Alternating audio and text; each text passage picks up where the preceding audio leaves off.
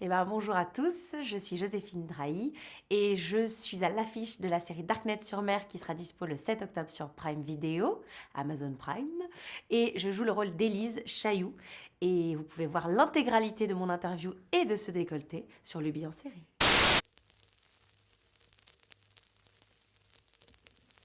Mon personnage, c'est Élise Chailloux, et qui est la policière, une des policières municipales du village de Poney-sur-Mer, dans lequel l'action se déroule, qui est un tout petit village, dans lequel il y a vraiment maximum 200 habitants, et dans lequel il se passe donc pas grand-chose, en général, à part des incidents sur le port de pêche, des petits accidents, mais elle rêve qu'il se passe vraiment un truc de ouf, et qu'elle puisse arriver et faire sa Jason Bourne, sauf qu'il se passe jamais rien, jusqu'à ce que l'action démarre, sauf que personne continue de la croire, alors qu'elle, elle sait qu'il se passe un truc, mais elle est toute seule, et elle va être toute seule, elle va rien lâcher pour prouver qu'il se passe vraiment un truc grave dans son village, enfin.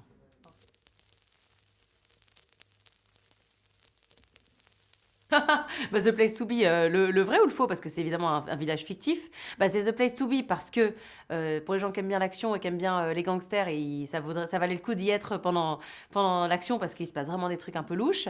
Mais The Place to Be parce que malgré tout, l'endroit dans lequel on a tourné est très joli, très mignon. Franchement, en y ayant tourné, en y ayant passé un peu de temps, on était tous un peu chauds, genre, et ça vous dirait pas qu'on s'achète tous une grosse baraque et qu'on emménage tous là? Voilà, bon, 10 minutes après, plus personne était chaud sur l'idée, mais sur le moment, on s'est dit quand même, c'est une région très agréable et les lieux de tournage étaient hyper chouettes à tourner.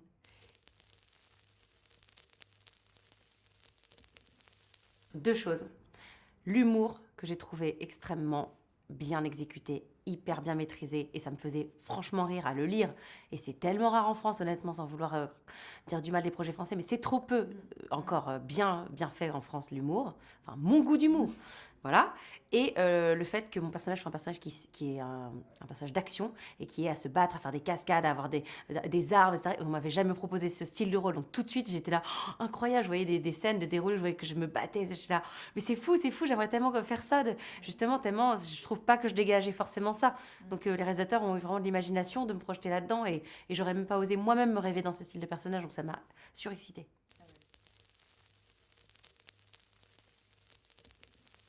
C'est un personnage qui, toute la série, porte une frustration et surtout porte le poids d'être moquée, isolée, incomprise. Et elle avance quand même toute seule avec ça, malgré tout, envers et contre tout. Et je trouve ça hyper touchant pour un spectateur de voir un personnage qui lâche rien, malgré le fait que tout le monde lui dit allez, vas-y, arrête, c'est bon. Et elle dit non, non, non, non. Et elle reste sur sa ligne. Et à la fin, elle a eu raison.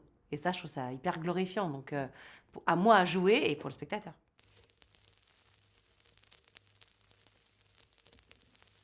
C'est sûr qu'elle fait tache dans tout le paysage de tous les autres personnages masculins. C'est évident qu'elle ressort.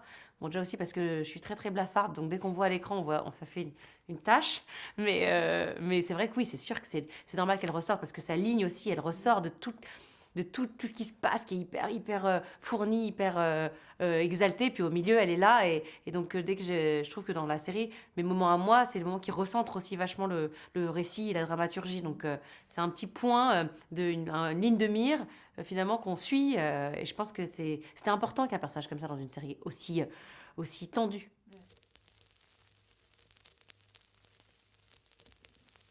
On comprend, je trouve, qu'ils se sont loupés, que quelque part, et ça a démarré sur des mauvaises bases et qu'elle aimerait réaborder les choses autrement et que ça a l'air d'être un peu compliqué pour lui puisqu'il la fuit. C'est un peu en même temps, ça aussi, je trouve ça touchant parce qu'on sent qu'elle a envie que ça change et que lui, en face, il n'est pas disposé. Et ce qui est beau, c'est qu'à la fin de la saison, on imagine que c'est en train de changer. On voit bien que la dernière scène, sans spoiler, leur rapport s'est un peu déplacé. On peut imaginer qu'ils vont être plus complices, qu'ils vont retrouver un rapport fraternel pour une suite.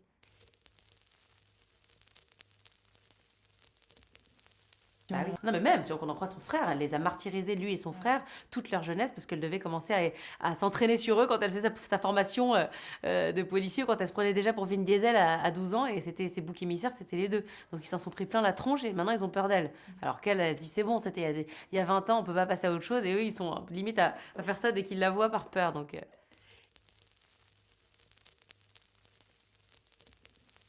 Je sais pas si les policiers, en tout cas, j'ai rencontré quelqu'un dont c'est le métier de me former au maniement d'armes et à l'attitude d'un policier. Hyper intéressant. Donc j'ai appris aussi à tirer et à manier, voilà, comment on sort, comment on positionne son arme dans sa ceinture, comment on la sort, comment on la place quand on est en avancée, quand on la place, comment on est face à une. Il y avait tellement de petits détails pour que ce soit crédible. C'était passionnant, cette petite formation avec. Après, je ne me suis pas renseignée sur la police municipale en général, non, pas forcément, mais. Mais en tout cas, j'avais besoin d'une formation pour être au plus près crédible, vu que Élise est une bonne élève. Elle pouvait absolument pas ne mal faire son travail. Donc il fallait que j'exécute ce que tout bon policier municipal allait faire.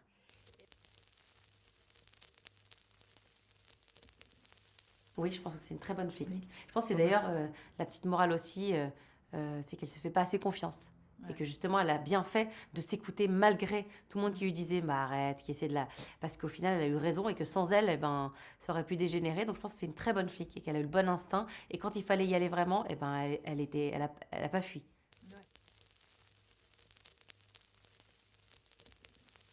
Déjà, s'il y a Artus dans une pièce, il y a forcément de l'impro. L'un ne va pas sans l'autre. C'est quelqu'un qui est fan d'impro et je le suis aussi.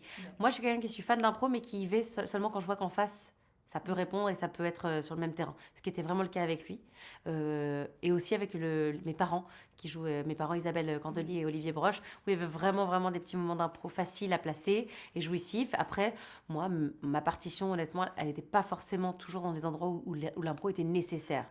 Parce que je porte moins la comédie sur ce projet, donc c'était pas à mon endroit. Mais quand je vois, moi, les scènes avec Artus et tout, je sais exactement quand ils sont partis en live sur des impros. Et c'était trop jouissif. Pour eux, ça devait être génial.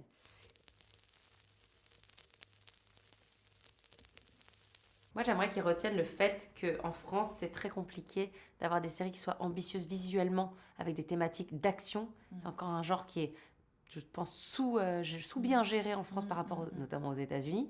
Et, et que aujourd'hui, c'est aussi très dur d'avoir des contenus très drôles où l'humour est bien exécuté, bien géré et bien manié en France aussi. Et je trouve que cette série est l'emblème et la synthèse de ces deux genres-là qui sont les deux bien gérés, bien exécutés, efficaces et où le défi est relevé à égalité. Il n'y en a pas l'un qui emporte sur l'autre. Et je trouve que si quelqu'un peut finir le sixième épisode en se disant j'en ai pris plein la gueule visuellement et je m'en suis marré comme une baleine, eh ben, pour moi, ce sera réussi. Je voudrais bien que les spectateurs se disent ça.